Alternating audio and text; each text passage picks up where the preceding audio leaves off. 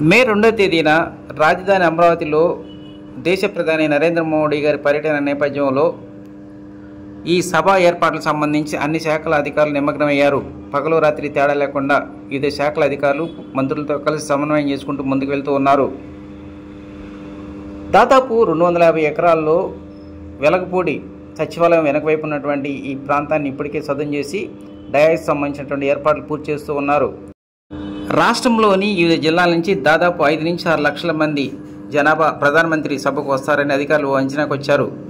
సుదూర ప్రాంతాల నుంచి వచ్చేటువంటి ఈ ప్రజానీకానికి రవాణా పరంగా కావచ్చు, వసతుల పరంగా కావచ్చు, ఎలాంటి ఇబ్బందులు లేకుండా కట్టుదిట్టమైనటువంటి చర్యలు తీసుకుంటూ ఉన్నారు. ఇక రాష్ట్రంలోని వివిధ జిల్లాల నుంచి వచ్చేటువంటి బస్సులు కావచ్చు, ఇతర వాహనాలు కావచ్చు, ఏదైనా సరే ప్రధానమంత్రి సభ వద్దకు చేరడానికి 8 మార్గాల ద్వారా చేరడానికి పోలీసులు అనుమతి ఇచ్చారు.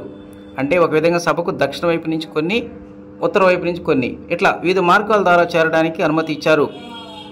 గుంటూరు వైపు నుంచి వచ్చేటువంటి వారి కోసం గుంటూరు, తాడికొండ, కంతేరు మార్గాల ద్వారా కొన్ని, అదేవిధంగా సుదూర ప్రాంతాల నుంచి వచ్చేటువంటి బస్సులకు మాత్రం విజయవాడ పడమర బైపాస్ మీదుగా ఒక్కరోజు వెళ్ళడానికి మాత్రం అధికారులు అనుమతి ఇచ్చారు.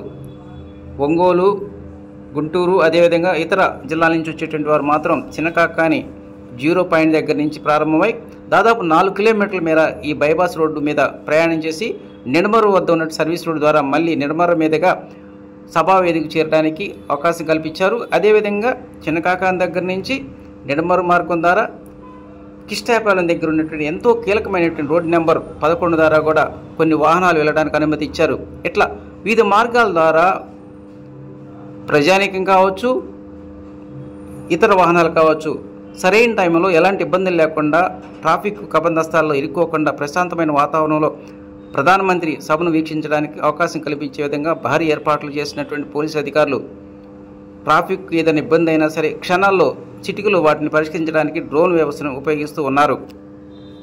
ఇక కృష్ణా జిల్లా, ఏలూరు, అదేవిధంగా ఎన్టీఆర్ జిల్లాలతో పాటు ఇతర జిల్లాల నుంచి వచ్చేటువంటి వాహనాలకు గొల్లపూడి దగ్గర నుంచి వెంకటపాలెం వద్ద ఉన్నటువంటి సీడ్ యాక్సెస్ రోడ్ ద్వారా సర్వీస్ రోడ్డుకు చేరుకునే విధంగా పోలీసులు ఏర్పాట్లు చేశారు. అదేవిధంగా విజయవాడ నగరానికి సంబంధించిన ప్రజానీకం ప్రధానమంత్రి సభ వద్దకు చేరడానికి ఉండవల్లి సెంటర్ మీదుగా సభాస్థలాన్ని చేరడానికి ఏర్పాట్లు చేశారు. ఇట్లా అన్ని వైపులా సాధారణ ప్రజానీకం కావచ్చు, విఐపీలు కావచ్చు, అదేవిధంగా పోలీస్ యంత్రాంగం కావచ్చు, ఎవరికి ఎలాంటి ఇబ్బంది లేకుండా ప్రశాంతమైన వాతావరణంలో సభ సక్సెస్ అవడానికి మాత్రం అధికారులు పూర్తి స్థాయిలో ఏర్పాట్లు చేస్తూ ఉన్నారు.